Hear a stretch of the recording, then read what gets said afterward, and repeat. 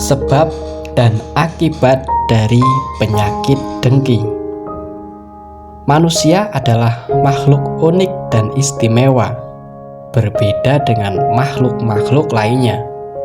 Manusia dianugerahi unsur-unsur imaterial yang lengkap, yaitu ruh, akal, hati, nafsu, dan syahwat yang berbentuk dalam satu kesatuan yang disebut jiwa. Dari komponen imaterial ini, manusia hakikatnya adalah sebagai makhluk spiritual. Masing-masing unsur tersebut memiliki fungsi yang berbeda. Ruh memiliki sifat yang suci, cenderung kepada kesejatian, hakikat, dan lebih dekat dengan Allah.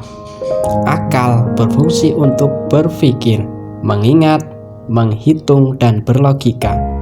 Hati berfungsi untuk meyakini, beriman, mencintai, membenci, empati, dan hal-hal yang berhubungan dengan rasa. Sedangkan nafsu merupakan energi jiwa yang berpotensi pada kesenangan dan kemarahan. Bagi yang mampu mengendalikan jiwa tirani dengan selalu mendekatkan diri kepada Allah, maka ia akan menjadi pribadi yang utuh. Sebaliknya, jika seseorang dikendalikan oleh jiwa tirani dengan memenuhi kesenangan-kesenangan dasar, maka ia akan menjadi pribadi yang pincang. Sebagai makhluk spiritual, manusia seharusnya mampu membersihkan hatinya dengan melakukan latihan-latihan kebaikan untuk melawan kecenderungan nafsu rendah yang menyukai dosa dan kemaksiatan. Di dalam jiwa manusia, sesungguhnya ada unsur energi negatif yang dapat menghancurkan diri, lingkungan, dan peradaban, yaitu penyakit hati yang menimbulkan sifat sangat buruk.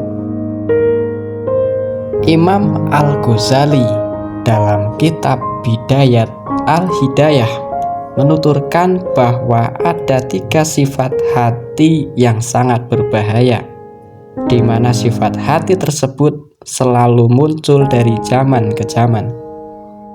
3 sifat hati tersebut akan membawa kepada kebinasaan diri dan penyebab dari sifat-sifat tercela lainnya, yaitu hasad atau iri hati, riya atau pamer, dan ujub atau angkuh, sombong, atau berbangga diri. Dari ketiga penyakit hati tersebut, yang memiliki dampak paling dahsyat adalah hasad atau dengki. Hasad adalah klaster problem jiwa yang memiliki dampak luar biasa bagi kehidupan diri, lingkungan masyarakat, bahkan peradaban itu sendiri. Betapa banyak perkelahian, percekcokan, dan peperangan fisik dengan saling membunuh dan meniadakan diakibatkan oleh munculnya sikap dengki. Menurut As-Sarawi, penyakit jiwa bernama hasad benar-benar nyata. Al-Quran sendiri dengan jelas menyebut sifat ini. Dalam Al-Quran disebutkan tentang sikap sebagai ahli kitab terhadap Rasulullah SAW. Allah berfirman, "Ataukah mereka dengki kepada manusia, Muhammad, karena karunia yang telah diberikan Allah kepadanya?" Quran Surat An-Nisa ayat 54. Demikian juga Rasulullah SAW menyebut dengan jelas agar siapapun menghindari penyakit hati ini. Jauhkanlah dirimu dari hasad, karena sesungguhnya hasud itu memakan kebaikan-kebaikan, sebagaimana api memakan kayu bakar. Hadis riwayat Abu Dawud. Hasad adalah kejahatan energi tersembunyi yang dapat membahayakan manusia. Allah menyuruh kita untuk meminta perlindungan Allah darinya dan dari kejahatan orang yang dengki apabila dia dengki. Quran Surat Al-Falaq ayat 5. Hasad dapat dianalogikan sebagai suatu benda yang tidak terlihat secara kasat mata, namun keberadaannya justru memiliki pengaruh dan dampak yang luar biasa, serta bahaya yang lebih ganas dibandingkan dengan sesuatu yang dapat terlihat mata. Meski hasad tidak terlihat secara kasat mata, namun efek terhadap jiwa dan tatanan sosial sangat nyata. Secara psikologi, hasad memiliki dampak diantaranya membentuk jiwa yang tidak mau mensyukuri atas nikmat yang diberikan oleh Allah atau kufur nikmat. Yang kedua, menyiksa diri sendiri karena hatinya tak tenang yang disebabkan munculnya rasa tidak nyaman atas kebahagiaan orang lain. Yang ketiga, munculnya ghibah, fitnah, dan sebagainya yang dapat menimbulkan perpecahan dalam keluarga dan ikatan persaudaraan sesama. Yang keempat, munculnya kebencian dan permusuhan yang dapat menimbulkan kerusakan dalam jangka waktu yang tak terbatas. Imam Ahmad dan At-Tirmizi meriwayatkan hadis dari Az-Zubair bin Al-Awam dari Nabi Muhammad SAW. Beliau bersabda, penyakit umat-umat sebelum kalian telah menyerang kalian, yaitu dengki dan benci. Benci adalah pemotong agama dan bukan pemotong rambut, demi zat yang jiwa Muhammad berada di tangannya. Kalian tidak beriman hingga kalian saling mencintai. Maukah kalian aku tunjukkan sesuatu yang jika kalian kerjakan maka kalian saling mencintai? Sebarkanlah salam di antara kalian. Hadis riwayat Tirmizi. Sifat hasad atau dengki, Al-Ghazali pernah berkisah tentang bahayanya kepada orang lain.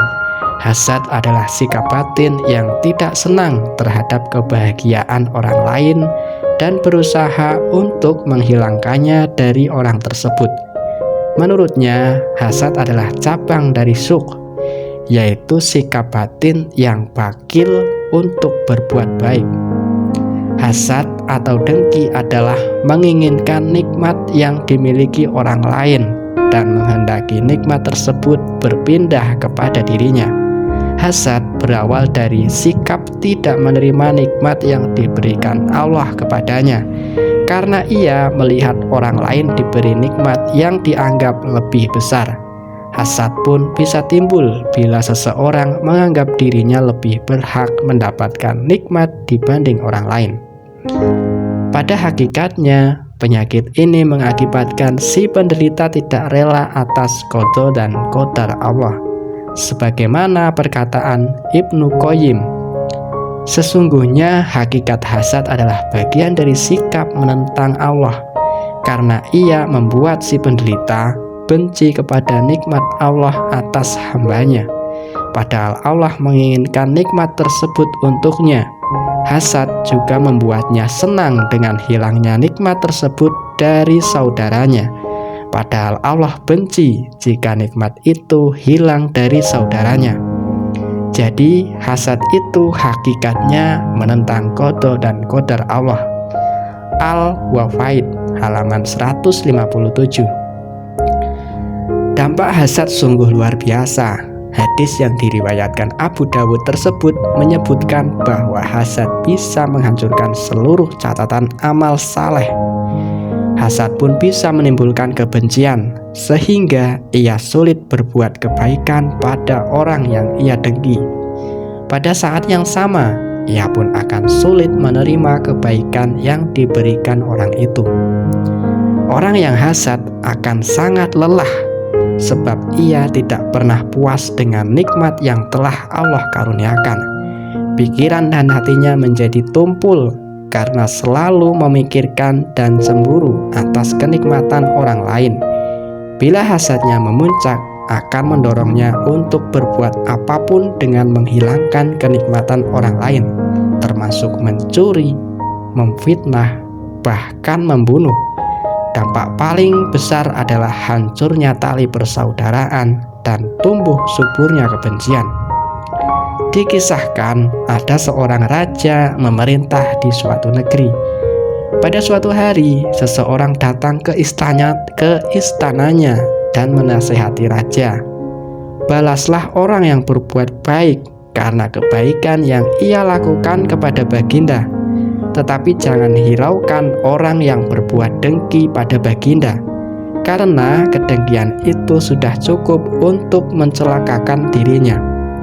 Maksud orang itu, hendaknya kita membalas kebaikan orang yang berbuat baik pada kita, namun kita jangan membalas orang yang berbuat dengki dengan kedengkiannya lagi. Cukup kita biarkan saja. Hadir di istana itu seorang yang pendengki. Sesaat setelah orang memberi nasihat pergi, ia menghadap raja dan berkata, "Tadi orang itu berbicara padaku bahwa mulut baginda bau. Jika baginda tak percaya, panggillah lagi orang itu esok hari.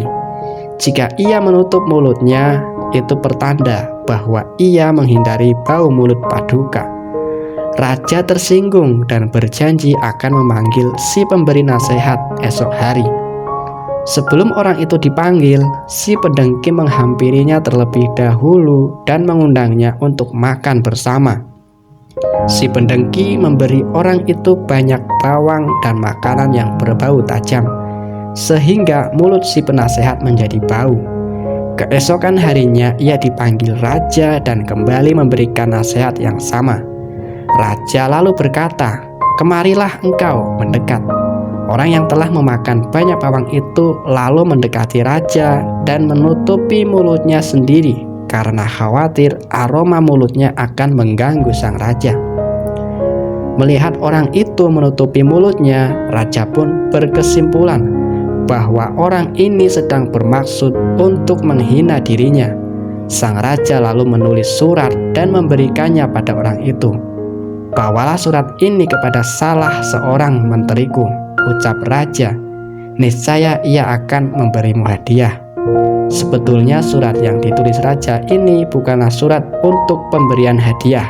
Raja sangat tersinggung, karena itu ia menulis dalam surat itu, "Hai menteriku, jika engkau bertemu dengan orang yang membawa surat ini, penggalah kepalanya.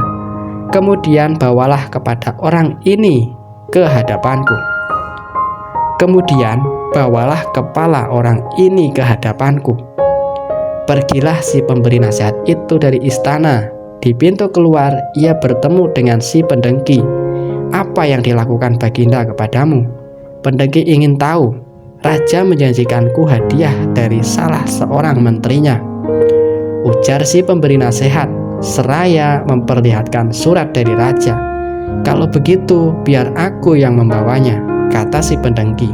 Akhirnya orang yang pendengki itulah yang celaka dan mendapat hukuman mati. Dari uraian tersebut menunjukkan bahwa hasad atau dengki memang betul-betul musuh orang-orang beriman, dan salah satu obat yang dapat menetralisirnya adalah memperbanyak syukur atas nikmat yang kita peroleh, sekecil apapun, untuk menjaga keseimbangan hidup.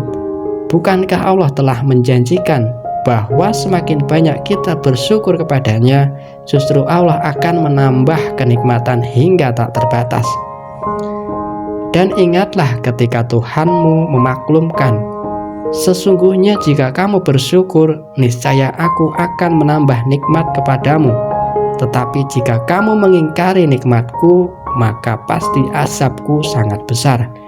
Quran Surat Ibrahim ayat 7. Berikut sebab dan akibat dari kedengkian. Kedengkian adalah cacat dalam agama. Yang kedua, kedengkian adalah kesedihan yang pasti, pikiran yang kacau, dan kesusahan yang terus-menerus. Kenikmatan bagi orang yang didengki adalah nikmat, sementara bagi orang yang dengki adalah malapetaka. Yang ketiga, kedengkian adalah perangai yang rendah, dan di antara kerendahannya bahwasanya ia menimpa orang yang paling dekat, kemudian yang lebih dekat lagi. Yang keempat, sehatnya badan karena sedikitnya dengki. Yang kelima, orang yang dengki mendengki kepada orang yang tidak ada dosa padanya. Yang keenam, kedengkian seorang teman adalah penyakit kecintaan.